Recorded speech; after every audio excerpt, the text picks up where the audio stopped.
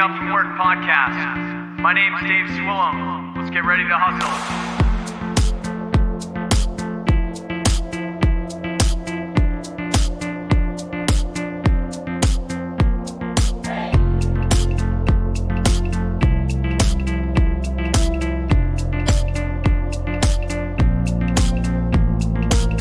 What's up, guys, and welcome back to the Waking Up From Work podcast. You're listening to episode 42 today.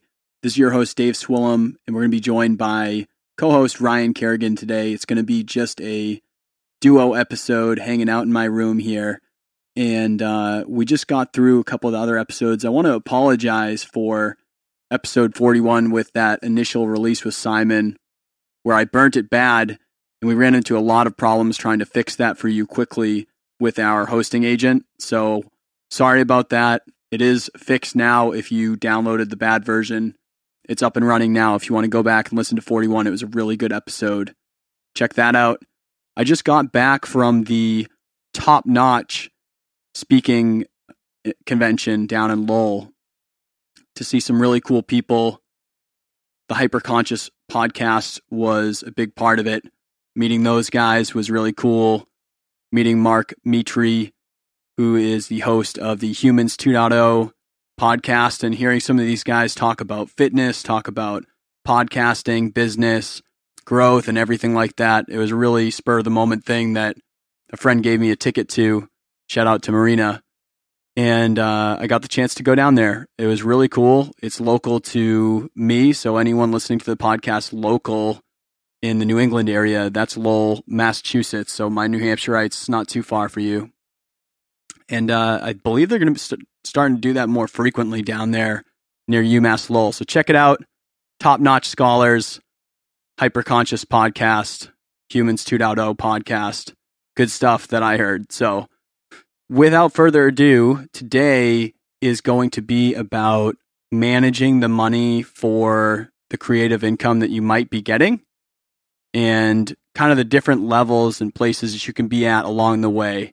So for those of you that don't know me, I'm getting an income from doing recording, mixing, mastering, and audio services, but it's not enough yet to bring in my full-time living. Ryan is just starting to go down different avenues of how he's going to monetize what he does with voice work. But right now he's really just trying to up his portfolio and do more work and get into that world and learn and things like that. So, and there's a lot of people that have been on the show way past me that are making their full-time income on it.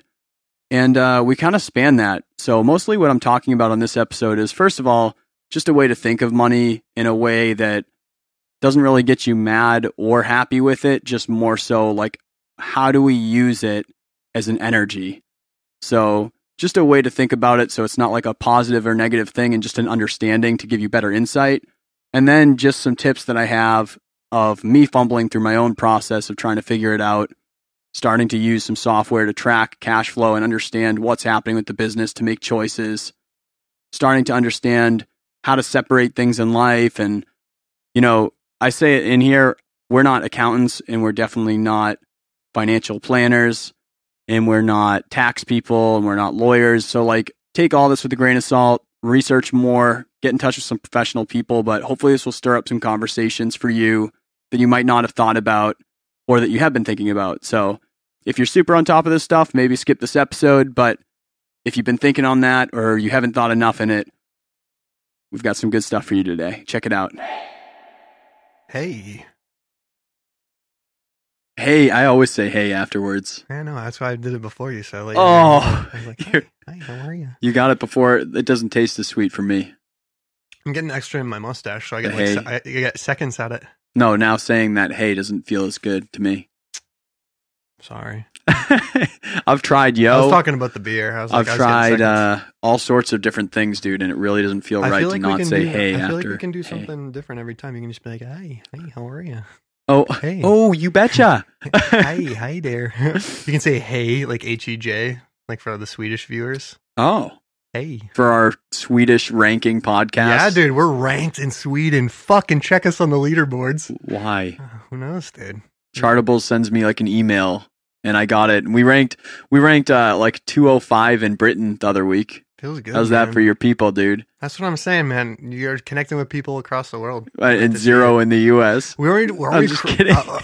Dude, you know what? The We US is are. overrated The in U.S. here. is all in on podcasts right now. They really are. The market is saturated. That's why we're going out to our Scandinavian brothers and sisters and want people all across the world. Weren't we crushing it in Ireland too?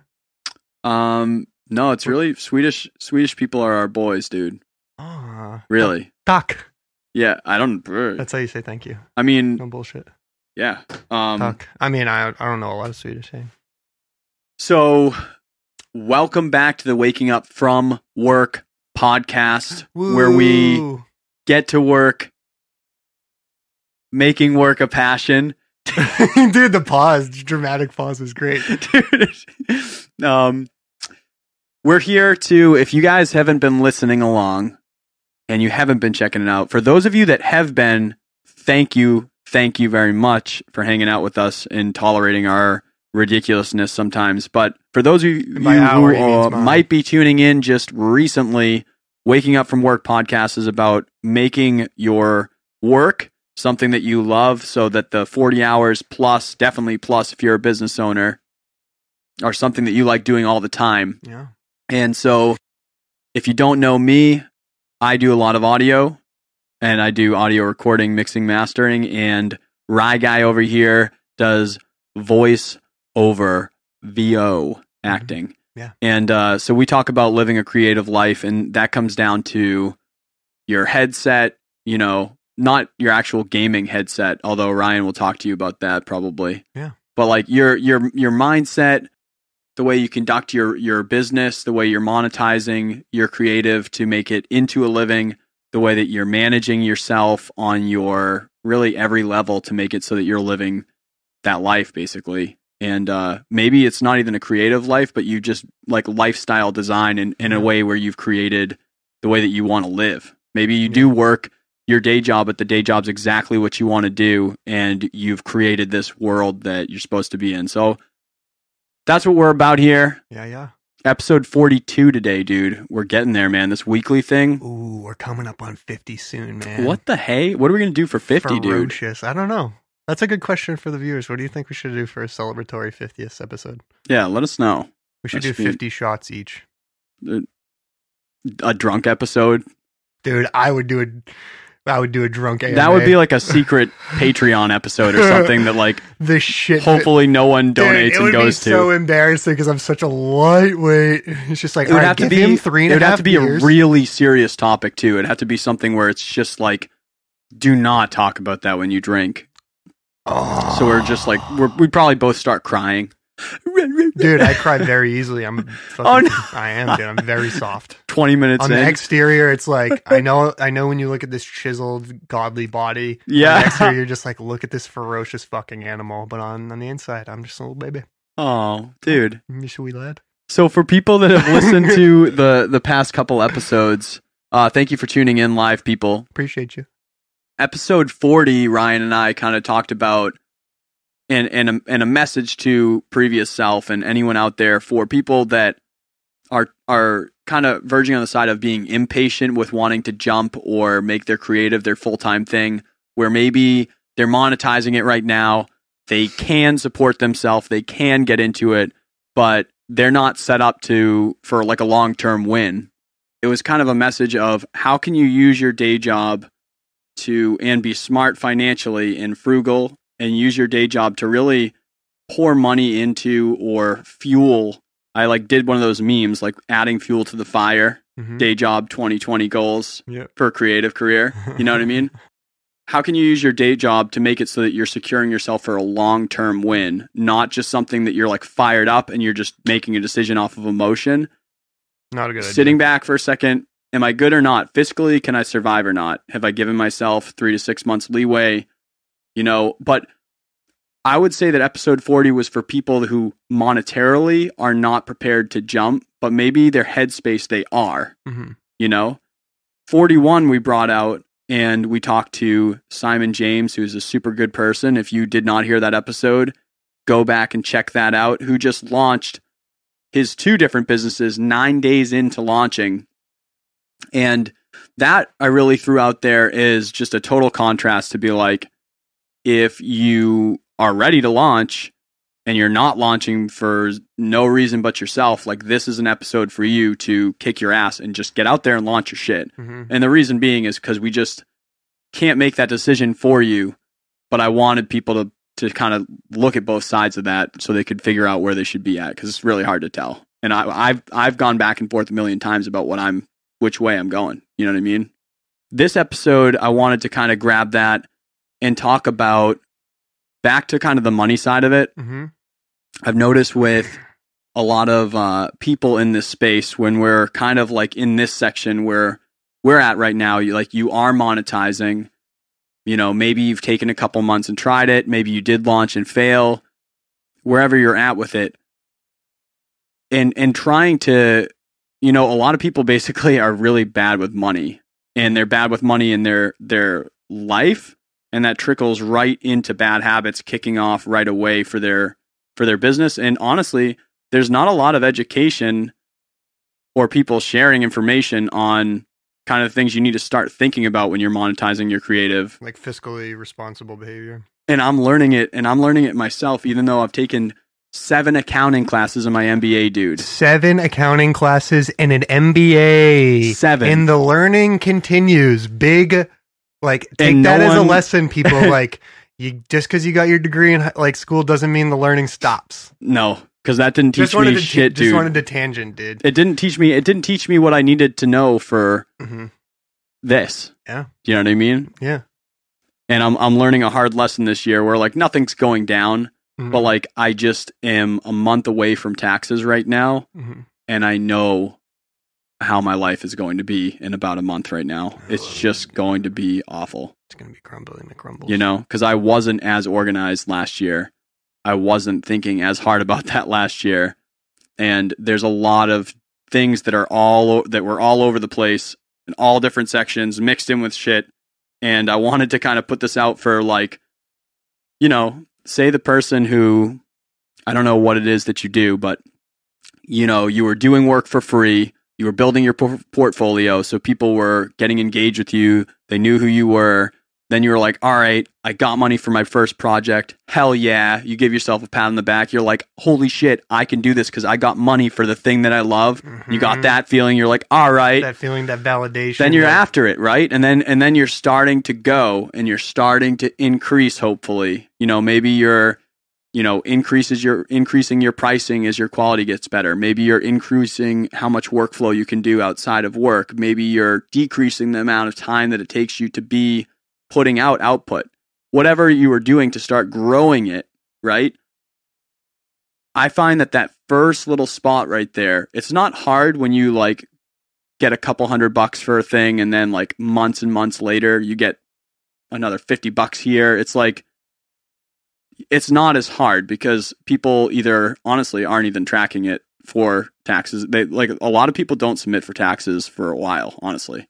Yeah. And it's actually, unfortunately, there's some huge businesses I've been in the books at which haven't done them, and that's scary as hell. But there's a lot of people that don't have to for a little bit, When if and when you have to. When you have to do those taxes. Get into it ain't worth it, people. The IRS is not your friend. But it's that middle ground. Yeah. I'm right in there where I am, doing business. I'm not doing an unreal amount where the IRS is literally going to find me no matter what I do and be all over me. I'm not making bank. Yep. But I know that there was enough there from last year that I was like, shit, I need to be legit now. I need to register under the state. I need to claim taxes that are not in my actual personal income. I need to start getting more legit. And just looking out there, there's not a lot of resources for that. There's a lot of resources for small businesses, like I've mentioned SCORE on here or SBA. And I feel like there's a ton of information on accounting and things like that, but not a lot of people are telling you what do you do when you're making money? Do you throw it in your same checking account? Right. And that's the thing. It's just do you... What do you do? Do you take portions of it and do you put it into, an investment account that has small returns? Are you trying to do a little with it? do you operate under somewhat of like a thing that I would always do, where it was like when I always told myself, like, when I start making money on a small scale with voice, because like I'm in a spot where Dave isn't, where I'm still in the monetization process. Mm-hmm. You know what I mean? And so it's like, one of my models has always just been like, well, all of the money that I would make doing voice like goes into voice until the process can start. Great. Therefore, it's like the hobby or, small business type-esque model that funds itself. Yep. Whatever level that you're at. Like my thing right now is that it's going from hobby to project. It's next in the piece middle of gear, like, next piece of space, next piece of teaching, learning, whatever, acquisition. Yeah. Depending on like where you're at too. And like that process can look the same on different levels. So for instance, my goals when I was doing this for a hobby were like much different, and the standards in which I was going at that were different. Yep. And now that it's on the top end of hobby and now crossing over into like fledgling stages of career work, like those standards increase and change. It's like, so what do you do? Like, do you go from doing this, like, when's the point where I need to register to be like an LLC? When is the point where I need to be like, oh, hey, like, when do I take a look? Or when can I, those are the questions that don't necessarily, they're not I'm going to say first and foremost, before we get into this conversation, that neither of us are lawyers. Neither of us are accountants. Yeah. And actually, I'm going to own up that like, I'm pretty damn good with money, but I've been really bad about like my business money for the beginning of it, and that's why I made this episode, is because this year I got a lot better at it, and it's doing a lot of things that are helping me. Mm-hmm. But before we start talking about that, I just want to say, like, you need to build a team of, go find an accountant, go find a lawyer if you want to validate anything that we said, or like maybe just take this episode and spur your thoughts and then go see those people who are like pros to talk about it. We talk about general strategy and attitude and like thinking towards these that you are going to learn intuitively. Like, definitely go to specific resources when you're talking about specific things. Like, if you have an actual finance law question, like, talking to us as people who are doing business and doing creative, like, that's, you wouldn't go talk to your plumber about, hey, should I put some drywall in my attic? And he's just like, I don't know, dude. I could give you a general answer, but I can talk to you about your plumbing and your, because there are things where like it's counted as a hobby income, and as long as you claim it as income that's taxable, like on your tax return, and like for other income, then you don't have to register in New Hampshire. You don't have to register as a business at all. You can these just are the things do other that you income. will find out when you talk to people who are actual professionals. We are here to talk about the overall like bubble that it exists in. But I guess my point on it is, for me, it was pretty easy to keep track of it when it was just like every once in a while type of thing. Mm-hmm. Now that it's become a consistent part of my month, where like I have new projects opening and closing each month right now, and it's not like I'm slammed, but like I have enough going on, especially with all of life, that I really needed to get tighter, and not only just for like taxes and for like, like the books, it really helps you understand how to get better. And that's like my main thing on is it's making me understand my business a lot better. So, because the numbers don't lie, like when you really sit and break them down. And I think that this was so nice about, it speaks a lot of truth, like dude. Finance software, or even like basic finance apps that you can connect your phone to, or that you can pay premium for their access. Like, I mean, obviously, if your business is higher grade and you're actually running a business, like you want to have like good accounting software. But stuff like that like breaks your spending down into like categories that you generate, and it'll show you exactly. Like, it's very eye opening what like what your perception of like spending can be to certain things, and then what the actuality is, where you just don't realize where you're kind of like leaking from, where you're like, oh man, like I thought I was only spending like this much on this, and I'm spending 4 times that. Exactly. Like 4 times on one thing like isn't necessarily a big deal, but when like obviously anything scales it scales. Like, so when your business scales, like 4 times that ends up being like a load of money. Like, oh, I spent 4 times as much as I thought on X here.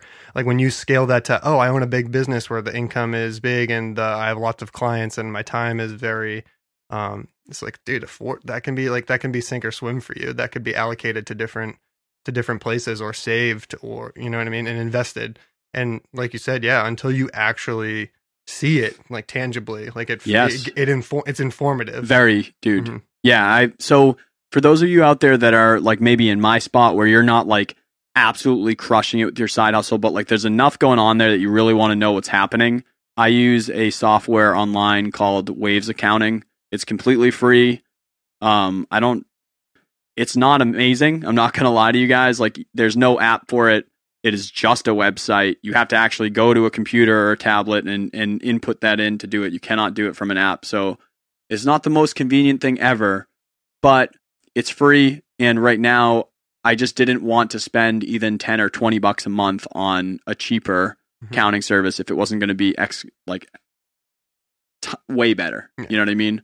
So, I mean, obviously there's like things like QuickBooks and FreshBooks and all these other things out there if you want to get into it. But if you're not like really, really all in every day, then maybe start off with something like that. But what it's done is I'm seeing exactly what you're saying. I'm seeing things that I'm looking at it and maybe in my head because I was doing it and it felt like I was doing lots of things or, you know, I felt really good about it or I really enjoyed a portion of it or something.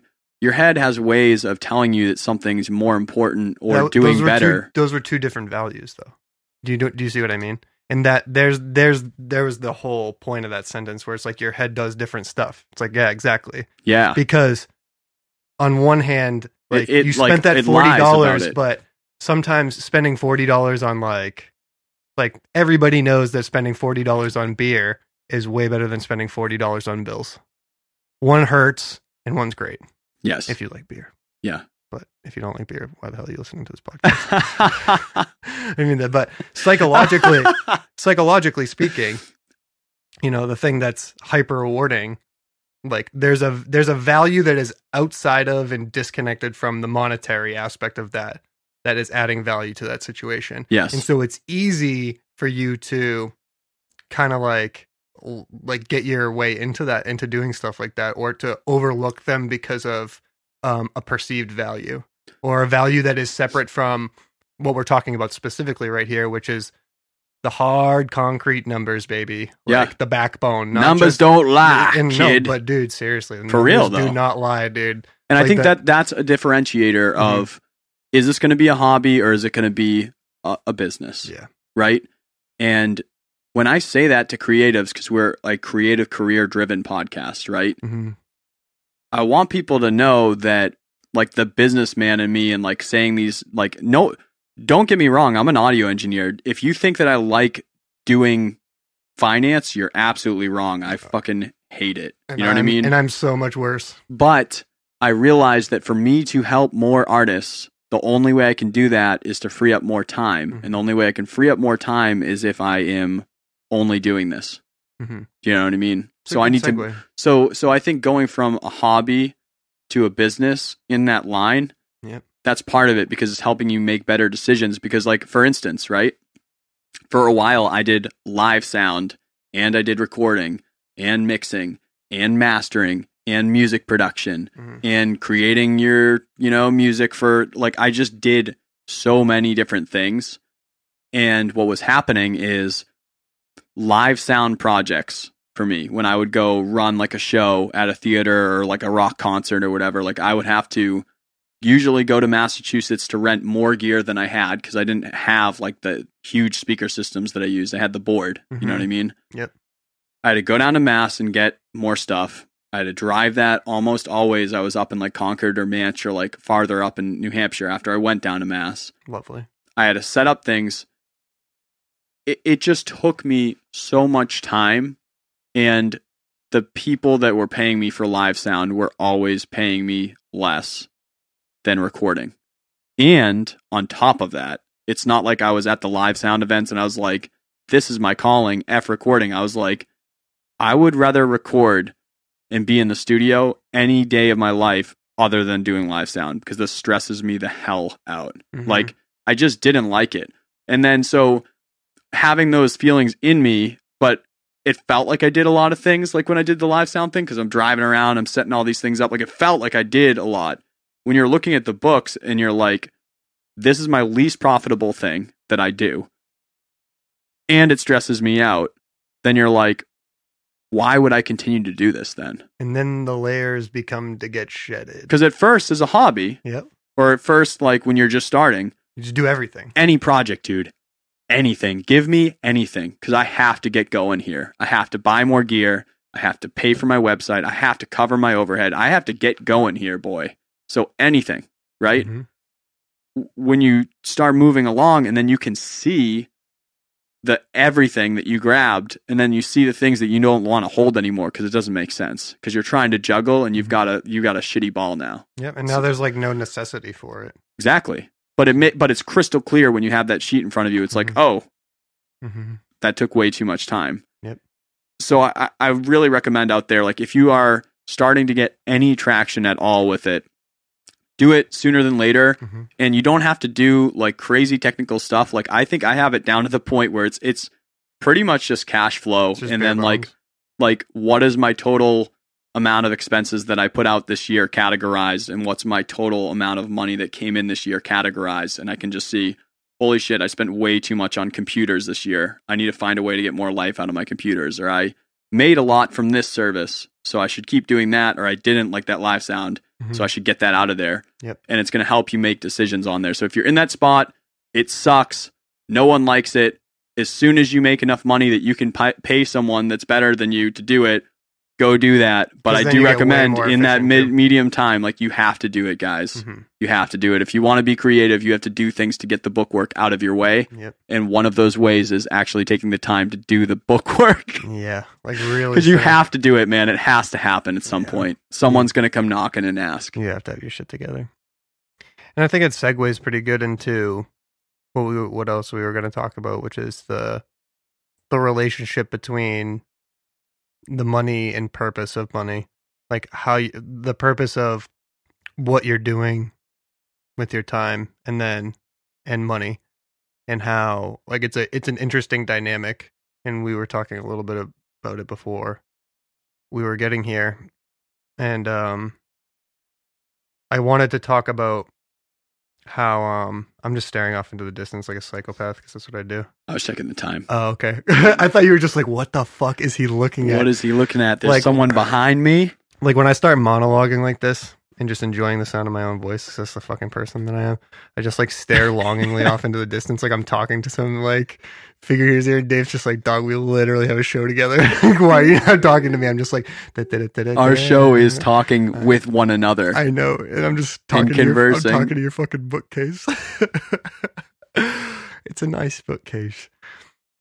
Anyway, I wanted to talk really about relationship. Yeah, the relationship with between Moolah as a creative entrepreneur. Yeah, and I think this topic is specifically important for creatives, for our crew, dude. Because of the personalities that creatives usually are on a very like psychological level, in terms of like personality and tendency, which are easily measurable. And a lot of people who get into certain things have certain behavioral tendencies and personality tendencies. So, like, one of the things that sucks, like, being creative, is that in order to be creative, like we talked about it a little bit in the last episode where it's just you and I, where it's like, you have to be ideas. Like new things are always coming up that like always require your attention. Like, you are just the same as me. Like, when I have an idea for like a little bit in my head, or a sketch, or just like kind of like a silly little voice, like, you get this like weird consumption about you. At least with me, I get it, where it's like it needs to be like messed with and has like get my hands on it immediately. Yes. Whether you're a guitarist or you're a painter, like, dude, you got something in your head and just like, whether you're at the grocery store or you're driving or wherever, you're like, shit, that's here in my head and I got to figure it out right now. And so I hung up on Meg yesterday. Did you? You're just like, oh, I got an Meg idea. called me when I was writing a song. Like I just got the idea and I just found the chords. Yeah. And I answered real quick. I was like, hey, I'm going to call you back. I'm not talking to you right now. Shut the phone up. And it took like 10 minutes. And she's like, what the hell happened? And because it's important, right? Yes. It's like, it's so important that You have to get it out. requires you almost immediately. And that's how lots of creatives are. And with that, you have a very specific attachment and usually philosophy about your work is that, and with creatives and artists and specifically, is that your work is the purpose. Like the doing of the work is the thing. And it's separate, usually like, we've talked about it a million times. I would sit in my office behind a microphone, goofing around with my friends, doing characters, doing improv work, doing fucking whatever, if I never made another penny doing it in my entire life. Yeah. Because it's just the doing. It's the creative process. It's the draw that creative people have to whatever their specific outlet is. Right. And with that, kind of going back to what we were talking about, like with value before, the value is in the doing. The value is in the done product. It's a very specific relationship that has to do with just the art. It doesn't have to do with like the secondary gain that you get for it, or the secondary gain that you get from it is also something that's kind of intrinsic, like art for art's sake. Yes. Right. Doing for the sake of doing. Or, being in that community, like, yes, oh yeah, and you're doing it for an art show, but it's just like, it's a show about art.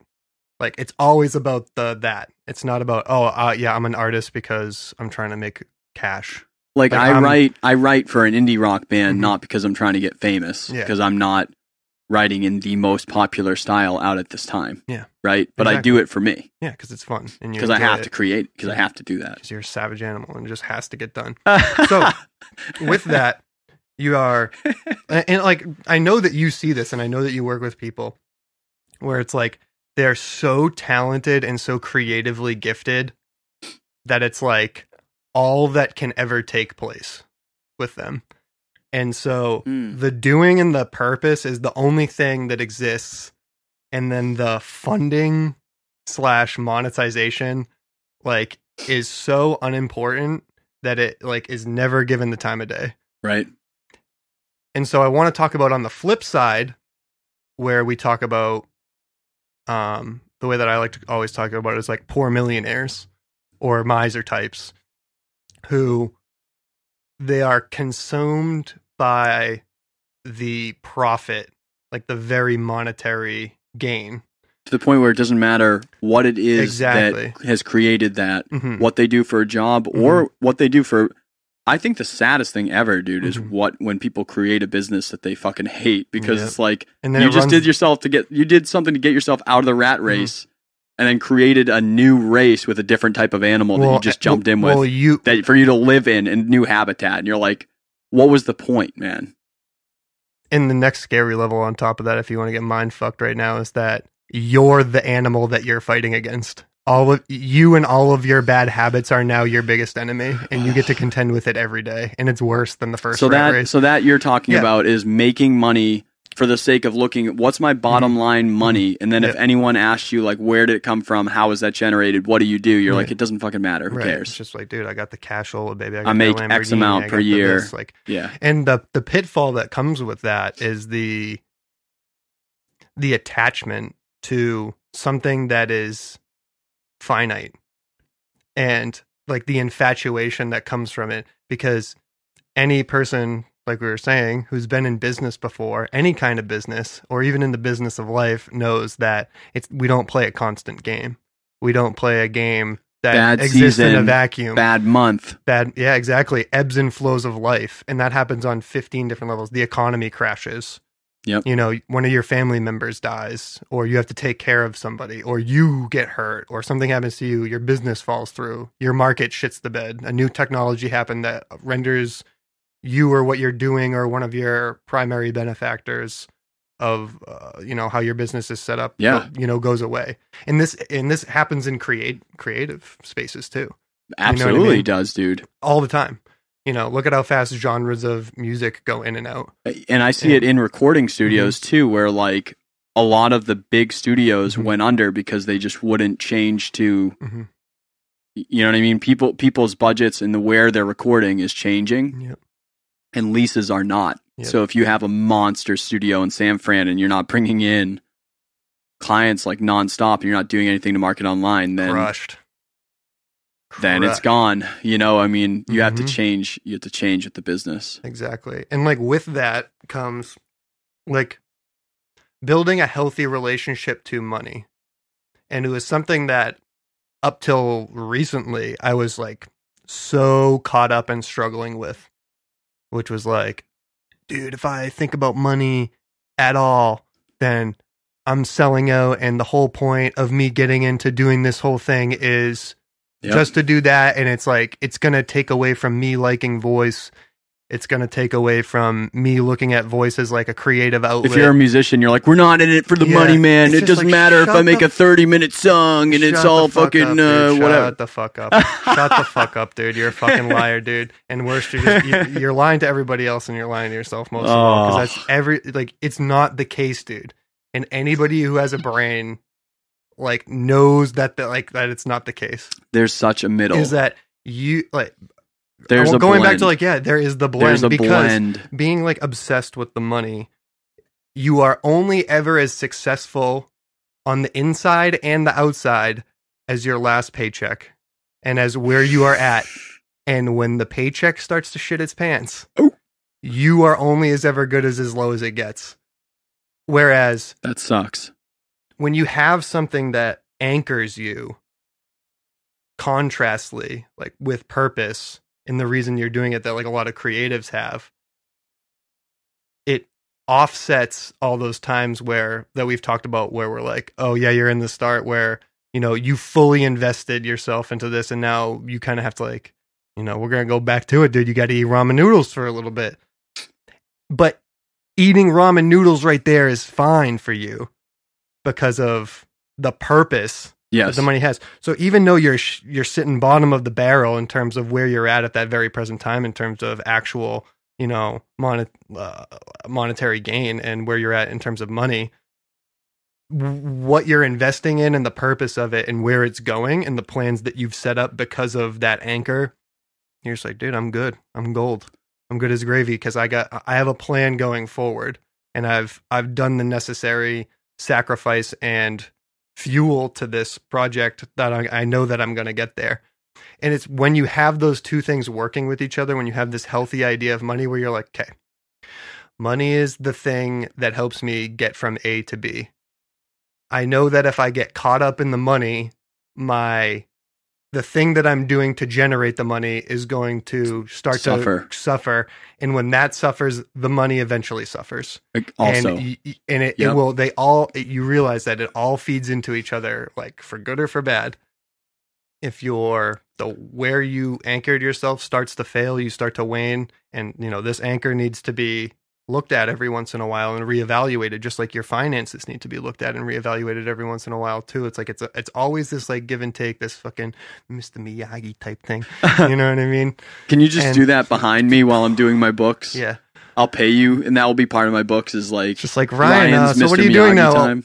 Well, I was going to be a voice actor, but then I started really being a professional went into, freelance. I didn't realize there's such a need for it out Right? there, and I really People got sucked into the scene.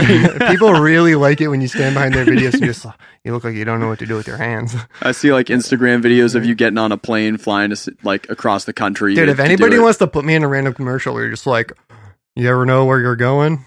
This guy doesn't. He doesn't know what to do with his hands. Apply JetBlue. Yeah, I'll do the voiceover and I'll be the goofy man. With wow, look at that! People Dude, jump on this. I'm trailblazing. 10%. I'm trailblazing.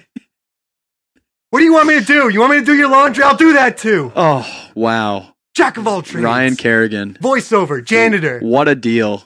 physicist. What a deal! That last part's a lie. Don't listen to that. Just me being silly. Rocket science, Dude, rocket science is hard. correct. But yeah, that's the philosophy that has granted me a lot of success. And I think where a lot of people kind of fall into pitfalls too is it's tough to invest in things, especially nowadays where you're unsure of what you're going to do and whether or not anything's going to come out of it. And creatives don't really care too much about that. They just create. But when you're moving into that area where it's going to be more like, people really do ask that question, like, oh shit, like, am I going to get enough out of this for it to be sustainable? Yeah. And it's an honest question. And the only way that yeah. you can is if you Yeah. are still thinking about. And so, like, going back to what you were saying, like putting it into an honest perspective, like you said, you have to do it. If you want to be organized, You have to, man. You have to know, because this information, no one enjoys those. yeah. No one enjoys No. those facts but usually, it's dude. but it's informative, and you can enjoy being informed from something that's boring that you can then apply to the thing that actually engages you in a really positive way. And when you do that, and then the change that you make in your creative way, and dude, let me tell you, creatives love change, dude. They love doing new shit. You know, you do. You love working on a new fucking album. You love making a new thing. You love writing a new fucking song. I love doing new characters. I love and then at the working end of with a it, new you're fucking bored of thing. it. Like every time, you're like, "Oh my Yeah, god, or this you- needs to end. This yeah. project's so boring now." You And pick it up and you put it down. But like, those two things go with each other. And when that information that you get from, you know, boring stuff informs this, you change, you like what you did, and then you put it out there, and it turns out some other people like that too. Oh man, dude. So looking at the numbers, you know, oh man, yeah, it sucks, but when I do this, good things come out of it. And then when good things come out of this, then good things come out of that, and then I do more, and then more good things come out of this, and then, dude, you got the machine going at that point. And honestly, like I would take this way of thinking to every level of it. Like say you're not going to make a business out of it. It still helps you do Use more the example things, of like, dude. hey, how do you want to pay your student loans off, or how do you want to get out of credit card debt, something like that, and you can use the same strategy. Yeah. You know what I mean? I mean, even like I think of like my band. Mhm. I make some money at shows, but Mhm. like that is like what you're saying, where like that always just goes straight into recording service, Mhm. merch, travel. Like it just goes into something nonstop to the point where like we're probably negative with that band, like for money. We probably put in more money than we Most get from things it. are I negative. bet it. I bet. Most people's endeavors are Even like that. even being aware of like, I don't know, dude. I've run into like so many bands where you're like, how much you selling your shirt for? Oh, this much. Well, how much did it cost you? And they're like, more. They say something more, and you're like, okay, well, Why are you selling your fucking t-shirt for why? that much? How do you plan on surviving, dude? And they're like, well, people don't want to spend more than $10. And I'm like, yeah, but then find a cheaper shirt. Like you can't do what you're doing right now all the time, or else you're gonna fail. Like, and holy can't crap, do let's that. go back to our old episode. It's just like that's a losing strategy. So like, and Like people, that's a bad plan. and they'll say the same thing to you, right? Mhm. When if you say like, why are you doing that, man? They're gonna say exactly what you were saying earlier, where they're like, oh well, I'm not a sellout. I don't have to make like I don't have to make money up. And you're like, it's a dude, story making you're telling in your head $3 off of your band shirt is not to selling put out. back into your music for someone that likes your band enough to buy a shirt, And that's the thing is- right there. is- That they're trying to support you, dude. It really and you're not isn't- allowing them to it's- because you yeah. don't want to be a sellout. It's not about the money that you're getting from the shirt. Yes. It's about that somebody gives a shit enough about your thing to buy your shirt. Yeah. Shout out to Simon's Shirts, dude. Fuck yeah. Hell yeah. Yeah. If you guys, we got Simon just from the last episode. He designed some killer shirts. He designed the podcast New Hampshire shirt. Dude, And it's a so dope sick. Picture of Man on the Mountain falling apart, which makes me cry a little bit on the inside as a New Hampshire boy. But the shirt is really dope. It's like Written on the a mountain. like 2000s hardcore band vibe to me, pop punk band. Mm-hmm. Yeah, I'm right down up, with that. Right dude. up our alley, dude. Yeah, It's a perfect target audience. yeah. Oh my god. Mhm. So But yeah, like so, band shirts, right? mm. Like for our EP release show this year, I was able to put like a bundle together where we definitely would have lost money on that bundle if I sold like 2, but the bundle was so awesome that people were super into it, and we like sold out Mm-hmm. within like an hour and a half. It's dope. And so, but like because I knew the numbers on every piece inside there that I put together, for the price. I knew how many I had to sell to get even and then move forward. And then you have I was something that able to has- make that choice to do it. And then ultimately what happened is I made enough to make more merch, and people got a lot of things for a low price because I did take a hit on it. It just, I sold enough of it with the margins spread across the different pieces that I got back at it. But it's like, I was But if never you able to didn't think do, like I was that- never able to do those cool things when I was selling band shirts when I was in high school. Yeah. I would sell them like just like that, where I'd be like, all right, this is $5 and it cost me 15 to make or something. You're like, but I'm not a sellout. I'm doing hardcore music. I'm clearly not a pop artist. And you're like, yeah, but do you ever want to make more shirts for the other 25 people that Dude, you at meet that least want to sell it for as wear much your as shirt, you're dude? making it for. Because you don't make a lot of money in life because you are a creative when you're young, and you need to make sure that you're being smart in a way that makes it so that you can keep doing this. Is all right, Dude, think about it like this. If I work smart enough with as hard as I work for me. And if you do that properly, like you can fund that lifestyle. And so if you're working for you doing the exact thing that you want to be doing at all times, which is your creativity, that's not selling out, dude. That's the fucking dream, dude. Yeah. Selling out would just be like, dude, you go to some like shitty ass record label who, you know, sells you a contract where somebody else makes your own fucking music, and you know, you're basically the whore who just fucking performs it like the little monkey. Right. That's selling out, dude.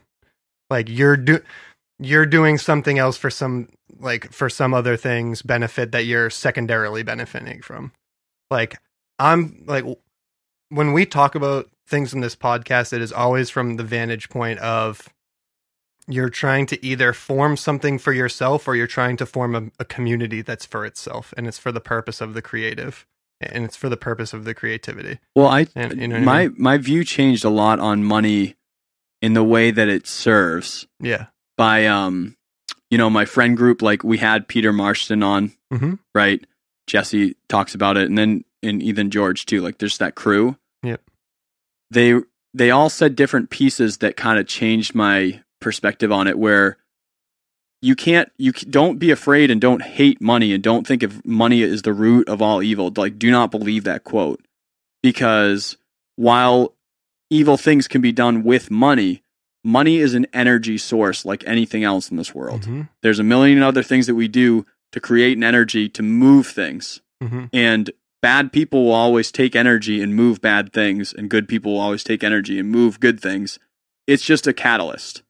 And if you don't have a catalyst, you just can't make as much change. Yeah. That's a fact. And then think about the Right? people who, like we were talking about before, who just they're hoarders. Like they sit and they get their cash and they put it in their bank accounts, or they invest it in stuff, and then they just sit on it. And somebody comes in, oh, it's mine. Right? No, it's my money, and if it goes somewhere, then it's not mine anymore. And it's just like you're not like you're saying, you know, with the energy, you're not doing anything with that. Like if anything, it is bad energy because it's not being put somewhere else. Yeah. Like it's something that's being denied to the rest of the, you know, the world, which is like, dude, it's literally how our economy works. It's literally how free markets work. The trust that the people within the market have to all the other people that are in the market, whether they're consumers or they're providers. And that's that relationship where, oh, yep, give in, get back. I trust this, give in, give back. Give to something, invest in something, get back something out of it. And it's like always that the give and take, because there's movement, there's things happening, there's connections being made back and forth. But, you know, when that trust erodes and people, you know, like you said, hoard their money, they put them into offshore accounts, they put them into banks, you know, they hide the old school mafia shit where, you know, they all hide it under their mattress. Just like, dude, it goes nowhere, it goes to nothing. Yeah. It's non-stimulating. And there's you can have have like 401ks well, that's or not savings. That's or not what things I'm like talking that. about, though, because that's something. That's for something. It's for saving. Saving Got is you. always purpose. I got it. That's how I view saving. Yeah, I'm putting Saving this is energy always something that I don't for a know what it reason is later. yet, but it's a reason for something that I don't know what it is yet. But it's purposeful. What's the reason? Don't know yet, but it's important. That's what savings is. Right. If you really think about, if you think about the savings the way that I think about it, and I think it's the most important way that you think about it. So what's that for? Don't know. It's fucking important though. I like Should that, dude. Nope, don't. Why? I don't fucking know, but don't touch it. It's fucking important for something. I like that, man. Seriously though, It's serious. because it just teaches you just like, dude, that's important, and you always know about important stuff. Like it's only as important as it is in the moment, where you're just like, oh yeah, this is what I needed that for. This is that moment, and it smacks you in the fucking face. And let me tell you, dude, when it smacks you in the fucking face, and then you don't have that, you're like, oh, fuck. That's what everybody was talking about. Well, dude, this is that time. Like, dude, when you get into like you're a sick ass driver, you're wicked defensive, you got good insurance, never been into anything in your life, and then that thing finally happens, you crash, and you're just like, oh damn, I didn't have any like money saved up to like pay for like something like this coming up.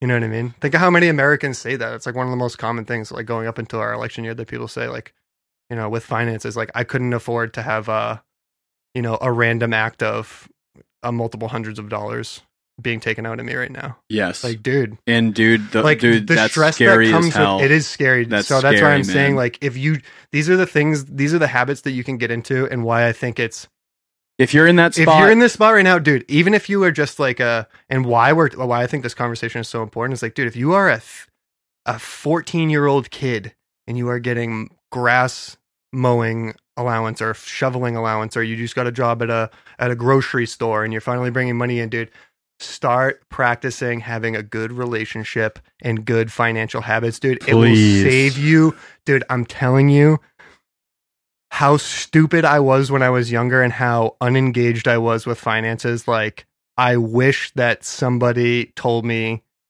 rather than just being like, yeah, you should, you keep tracking your finances.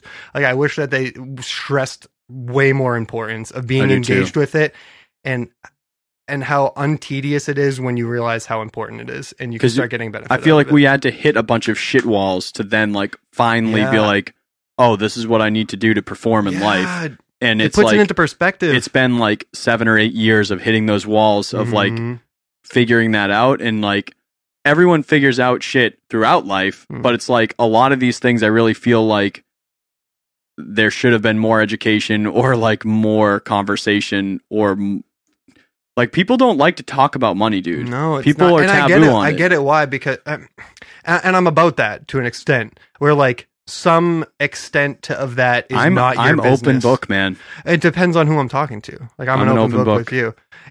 I don't know. I guess it's weird, but like talking about stuff like that, like financial strategy and this and that. Like if I was not walking up to you, hey Dave, how much did you make last year in the fiscal? It's like, dude, I'm never going to be the one going around being like, blah blah blah. That's what I made this. Yeah, F you. That's what But what I'm saying though is like, if anyone asks me anything, like I'll tell anyone in the world what I make off of anything. Yeah, you know what I mean?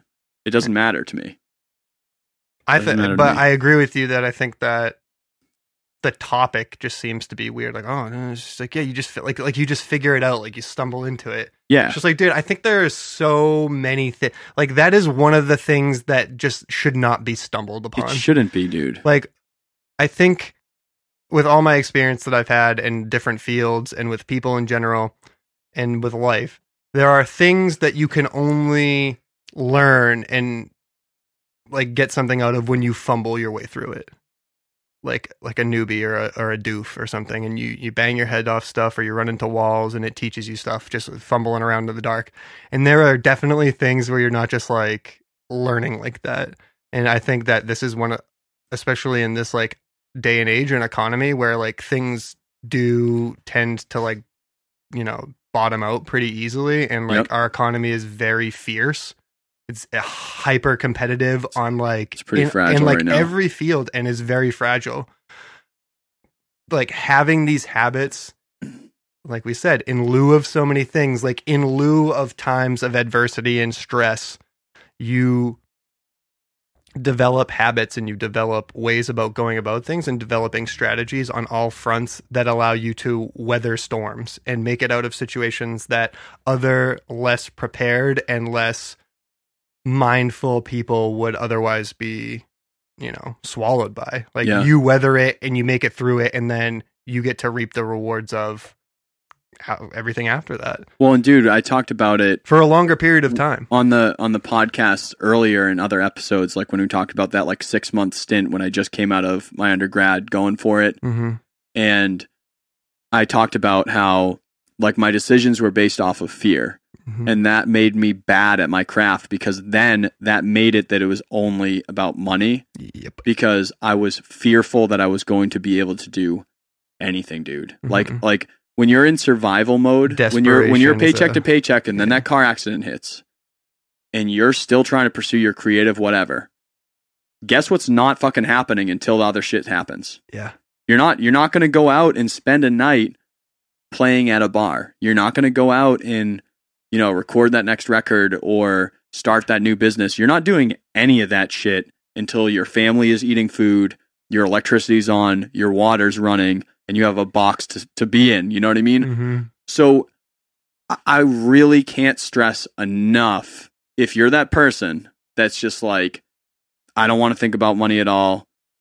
There are people that do like to think about money and they are called accountants and that's their job.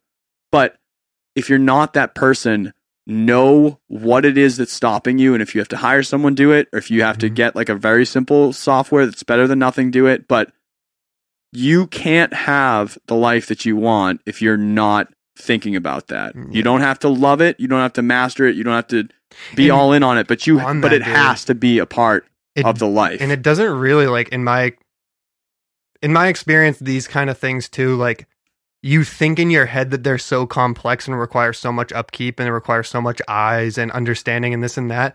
And like, you really don't need to engage with it all that much. Like, no, you can. It'll always be better if the more you do, but you don't have to. Like, it's very much oh man, yeah, I know about numbers. And I know dude, about this, like, it require, like, if you have a little bit of like hard work and a slight amount of intuition with a lot of stuff, you will get there because it's necessary. Fear or emotional based decisions will always be bad. Yeah, especially fear. If it's just not you thinking logically through, like, what is the best option for what I'm trying to achieve?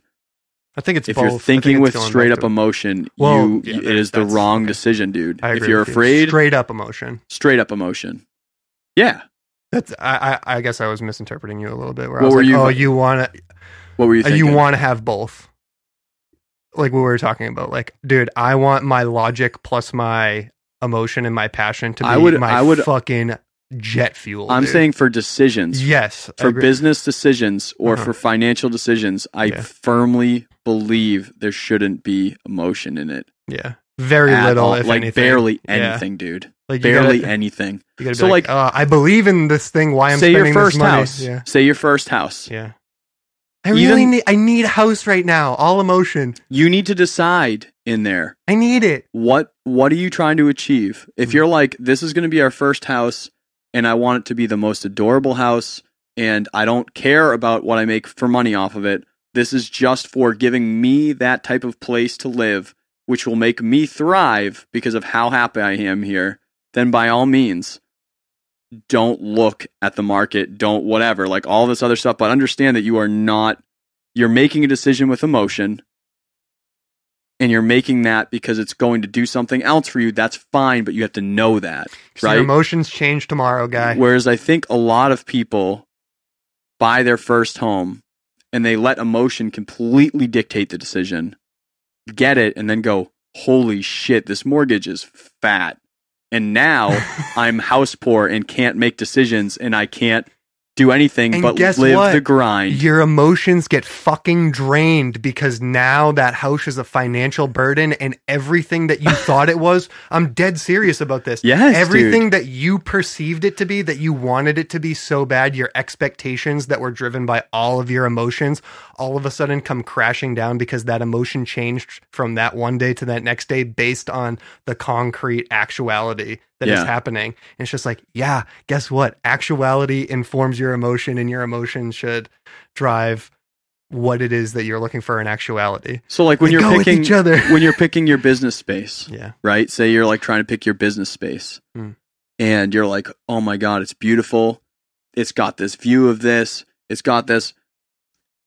It could be that atmosphere works so well with your customer that it will earn back the money and you just kind of have to be smart enough in your business to know what makes sense, where that's part of brand, then by all means. But know too, if you're able to do the same business somewhere else, and the only reason you're into those things is just because of an emotional, like, oh my God, wow, awesome. And you're not looking at the numbers I'm on the monthly. storefront. It's so cute. It's right down the street from my mom's shop. And Yes. and this is where I went to college. And it's so nostalgic. And it's just like, yeah, but it's also got freaking rent that's through the roof. And it's Yes. got no And you don't- passerbys. How are you going to generate this? And you're you like have a- 6 other businesses right down the road that do exactly what you do with half of the fucking overhead. Oh, because of where they you're are. a warehouse that's opening up on Main Street. That's wonderful. Yeah. It's because you love you love to walk to that breakfast joint. You know, it's just looking at it in both of those sides. Like, and I would urge people out there,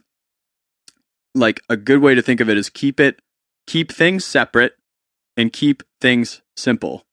So if you are generating income from any other places, make a different bank account for it. Make a different email for things. Make a different, separate things. Sit down so with that your they accountant. are different things, and then make them simple enough that you are going to keep up with them. Where, like, because I don't like accounting, this software that I have, I legit, like, they can do a million more things than what I do. I legit just put in a transaction. This is the category that I did. This is the amount that I did. Done. Because I know legitimately when I get home from work, then work another 4 or 5 hours doing something, I'm going to spend 20 minutes doing this before I go to bed.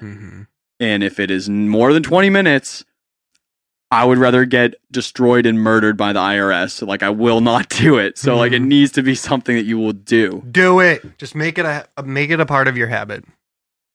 Make it one of those things that just has to be done in order for you to accomplish your goals that you're setting. Yeah, buddy. And like, just weave it in, baby. Yeah, buddy. Cap time. I think so, man. I feel like I feel like all of that finance was air in my lungs, and I pushed all that out. And right now, I feel better. I feel zen. Yeah, man. I feel like it got out. I think what I appreciate about this podcast so much is that it does make me feel like that. And I know they were talking about it before the episode with Simon, but I was talking about how I kind of had this like weird feeling coming here the other night that it like, I put this like weird image in my head about like what the podcast ought to be and what I thought it should be at and where I think I ought to be at with it and how I should be going about things and acting, and just like putting this weird expectation and like image inside of my head about what the fuck it was, and like feeling like weirdly stressed out, like I was going to some like corporate interview or something. And then I was just like, I am literally going to the show that I've been doing for so long with my friend who I've known for fucking ever to drink beer and to hopefully provide good content and a positive impact to each other and to the people that we're connected to. Like, why does it need to be anything more than that? And it's just like rearranging that perspective and just being like, yeah, yeah. Yep. That's what it is. I mean, dude, next time you feel like it's a corporate or something, just take a look at that bed sheet over that clothing rack that I have in my room and listen and realize that we're shut the fuck up about bedsheet. He's got a killer resume and a good attitude. We're still Danville gangsters, dude. Dude, we're so you know, New Hampshire gangsters are like specifically awesome because they're just like, yo, I'm fucking tough, but we wear flannels and have a couch in our front yard, right? And that's a truth. It's like, yo, you want to? We have a couch. That's the new Al Gore movie. It's instead of an inconvenient truth, it's an unfortunate truth. Yeah. It's the unfortunate truth that crazy people from New Hampshire sit outside in the freezing cold on a couch on their front porch and just drink fucking PBRs. That exact situation There's happened fucking like 2 weeks PBRs ago. Downstairs, isn't there? Yeah. Oh yeah. Dude, fucking New Hampshire. Yeah, you know. Dude, it's the most New The Hampshire. beard's gone, but the hipsters never leaves. You Listen, know I'm what growing saying? the beard for both of us now, dude. Cool. I can live vicariously through your beard moments, can, dude. I can watch the shit get caught in your beard and be like, where does that? Yeah. Where's me? You know? You can. All right. That's going to do it for episode 42 of the Waking Up From Work podcast. If you want to check out the software tool that I use, I put a link in the show notes as well as other notes that we usually do for show notes at wakingupfromwork.com/show notes. Head on over there, check out what we got going on. A lot more content coming to that in 2020. If you want to directly talk to me, tell me what you think of this show. I would love to hear where you're at with your journey of finance and everything with monetizing your creative, whether you haven't started, maybe you are now, maybe you're way past me and you're crushing it. Let me know at Dave Wake Up on Twitter, Instagram, or TikTok even. I'm kind of on there. I'm kind of figuring it out. Or you can head on over to our website and find our email form. Hit us up. Let us know who you want us to have on here. Let us know what topics you're interested in. Let us just know how you're doing out there, how it's going. We'd love to hear it. This is the week before, actually, when this comes out, the Sunday after this, I will be doing the Penguin Plunge down in Hampton to support raising money for Special Olympics of New Hampshire with the boys from the Plunge podcast. So I will be taking a video with a GoPro of it, wearing some Waking Up From Work merch to jump into that ocean and give me some luck. If anyone wants to donate to Special Olympics of New Hampshire, I have a link that I'm using to see how much I've dedicated to it. You can go on to the Facebook group and see a link that I made to donate. Right now I'm at $150 because I only knew about this for like a week, but anything that you could do to help donate to that cause would be awesome because I will be jumping in the Atlantic on Super Bowl Sunday. So hope everyone has killer week. If you want to contribute to the podcast and help us out, a rating or a review or even subscribing and just being amazing people and hanging out with us every week is killer. If you want to monetarily contribute to the podcast, we do have a Patreon. And next week, we are going to hang out with Stephanie from Grow Disrupt, who is going to talk about sales for creatives. Okay, so she's got a business that she started down in Texas, helping really large companies and businesses with their sales sequence. I've talked about how I am a salesperson for my day job, which has helped me out a lot. But one thing I've seen, just like this finance episode, is that so many creatives have a really hard time reaching out to people to ask for their business.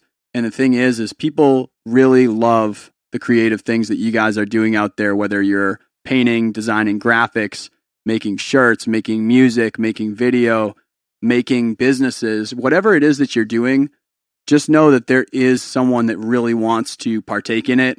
And sales is really just about finding the person that really wants to have the thing that you have and just getting those two things together so that things move. So we're going to talk about a sales sequence for creatives next week so we can talk about being proactive with trying to get people into our creative monetization process.